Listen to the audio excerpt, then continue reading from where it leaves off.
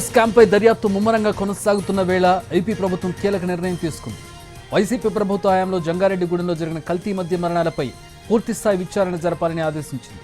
కల్తీ మద్య మరణాలపై special task ఫోర్స్ని నియమిస్తూ జీవో జారీ చేసింది. కల్తీ మద్యం తాగి అమాయక గిరిజనులు బలయ్యారని అప్పట్లో ప్రతిపక్షంలో ఉన్న టీడీపీ నేతలు విమర్శలు చేశారు.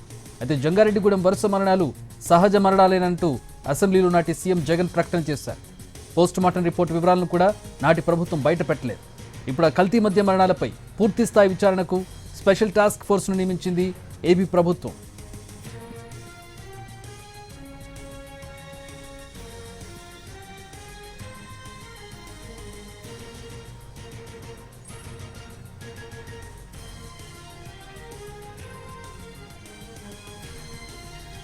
ఏపీలో లిక్కర్ స్కామ్ రేపుతున్న దుమారం తెలిసిందే. లిక్కర్ స్కామ్పై దర్యాప్తు ముమ్మరంగా కొనసాగుతున్న వేళ ఏపీ ప్రభుత్వం దీనికి లింక్డ్గా మరో కీలక నిర్ణయం తీసుకుంది. వైసీపీ ప్రభుత్వ హయాంలో జంగారెడ్డిగూడెంలో జరిగిన కల్తీ మద్య మరణాలపై పూర్తిస్థాయి విచారణ జరపాలని ఆదేశించింది.